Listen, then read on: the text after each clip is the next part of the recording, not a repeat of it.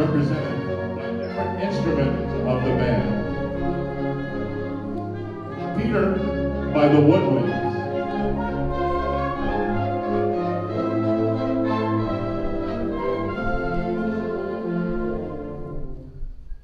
The bird will be played by the flute.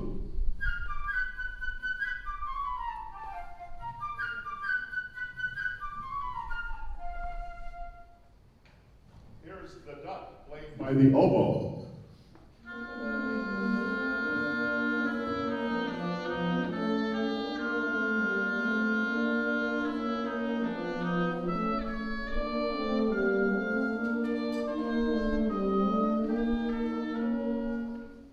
The cat by the clarinets.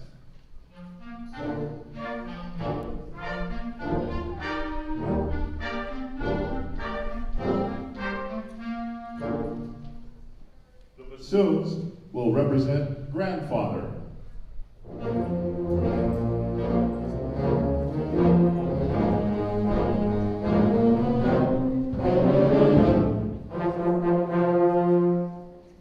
The blast of the 100 shotguns played by the drums.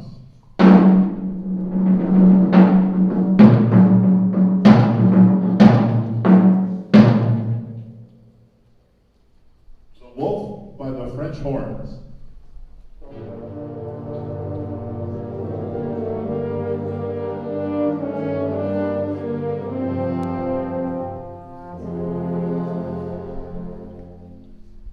Once upon a time, there was a boy called Peter.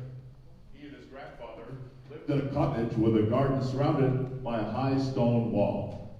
Outside, there was a great meadow, and beyond the meadow, a deep, dark forest. Early one morning, Peter opened the gate and went out into the big green meadow.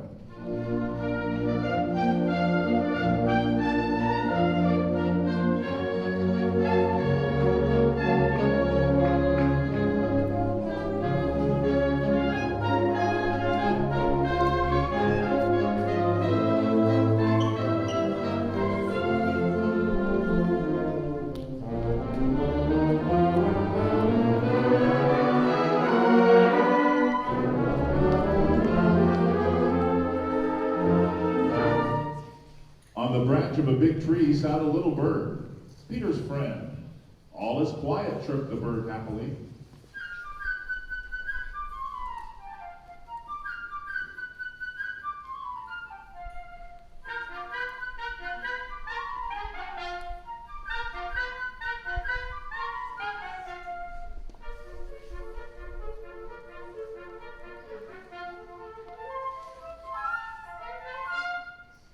Soon a duck came waddling around.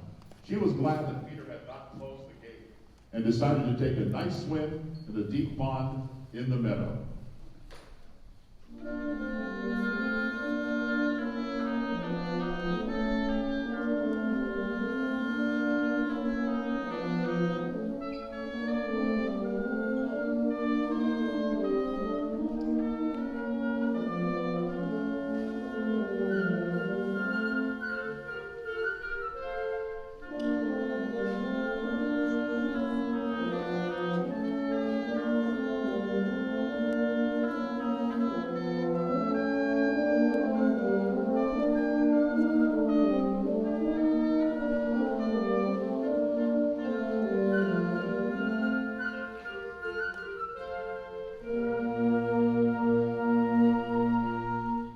Seeing the duck, the little bird flew down upon the grass, settled next to the duck and shrugged his shoulders.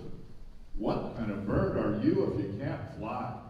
said the bird to the duck, replying, "What kind of bird are you if you can't swim?" and dived into the pond.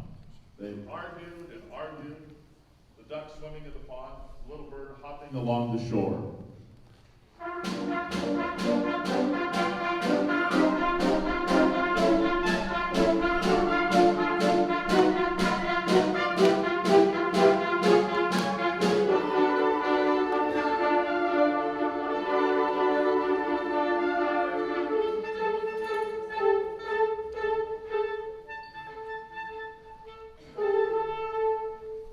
Suddenly, something caught Peter's attention.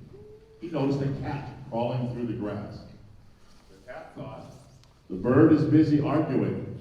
I'll just grab him. Quietly, she crept toward him on velvet paws.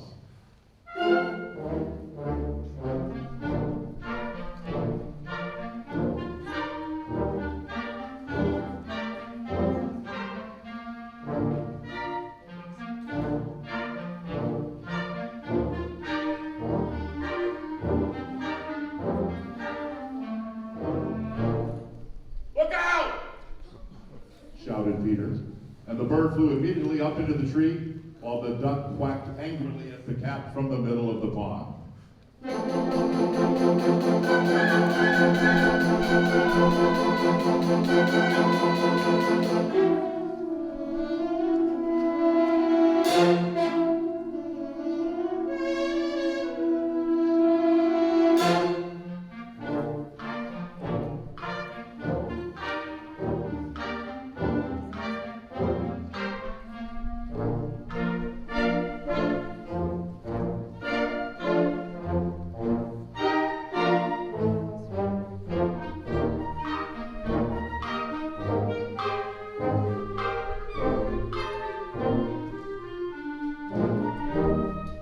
Grandfather came out. He was angry because Peter had gotten into the meadow. It's a dangerous place. If a wolf should come out of the forest, then what would you do?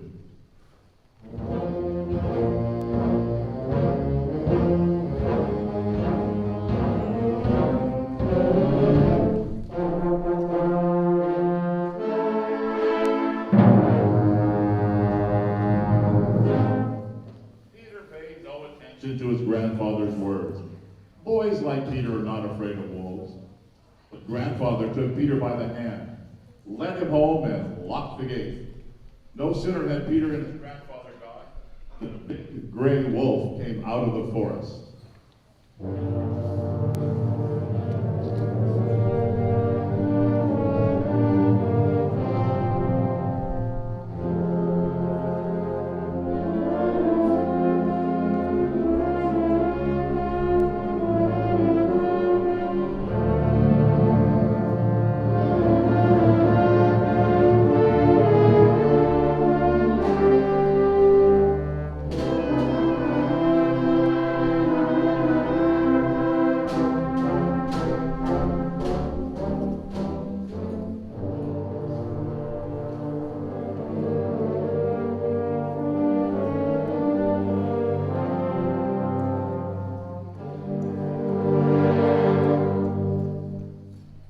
In a twinkling, the cat climbed up the tree. The duck quacked. In her excitement, jumped out of the pond. No matter how much the duck tried to run, she couldn't escape the wolf. He kept getting nearer and nearer until he got her, and with one gulp swallowed her whole.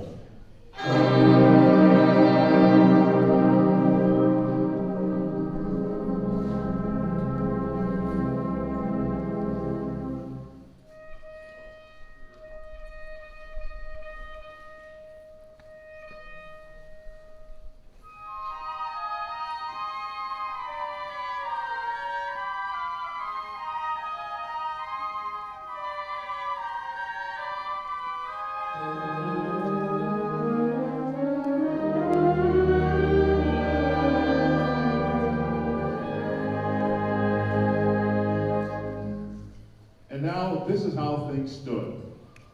The cat was sitting on one branch of the big tree, the bird on another, not too close to the cat.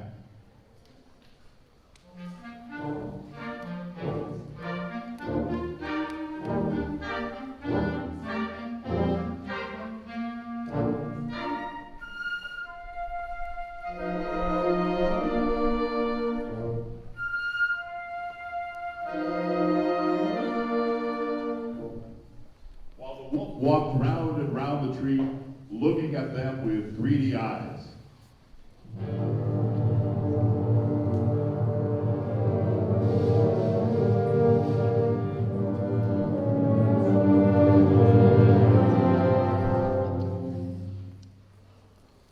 In the meantime, Peter, without the slightest fear, stood behind the closed gate, watching all that was going on.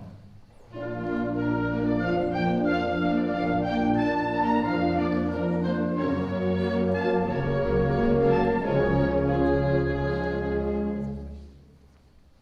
ran home, got a strong rope, and climbed up the stone wall.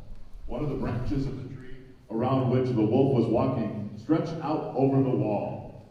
Grabbing hold of the branch, Peter climbed over onto the tree. Peter said to the bird, "Fly down and circle around the wolf's head. Only take care he doesn't catch you." The bird almost touched the wolf's head with his wings, while the wolf snapped angrily at him from this side and that.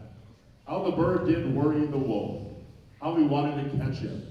But the bird was too clever, and the wolf simply couldn't do anything about it. Meanwhile, Peter made a lasso and, carefully letting it down, caught the wolf by the tail and pulled with all his might.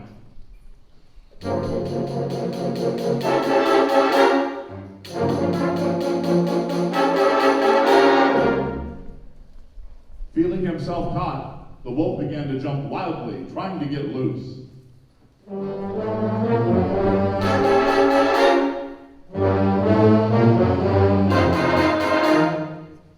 But Peter had tied the other end of the rope to the tree, so the wolf's jumping only made the rope around his tail tighter.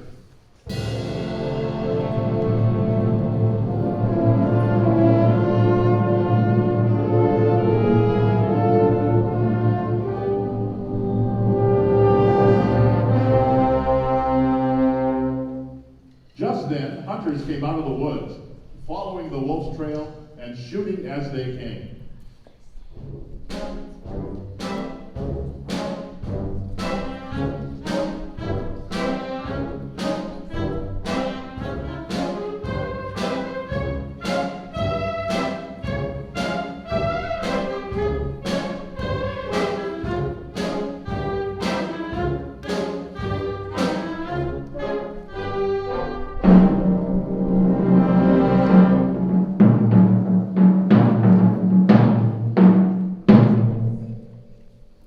Peter, sitting in the tree, shouted, "Don't shoot! The bird and I have caught the wolf. Now help us take him to the zoo." And now imagine the triumphant procession. Peter at the head, after him the hunters leading the wolf, and winding up the procession, grandfather and the cat. Above them flew the bird, chirping merrily. My, what brave fellows we are. Peter and I, look at what we have caught.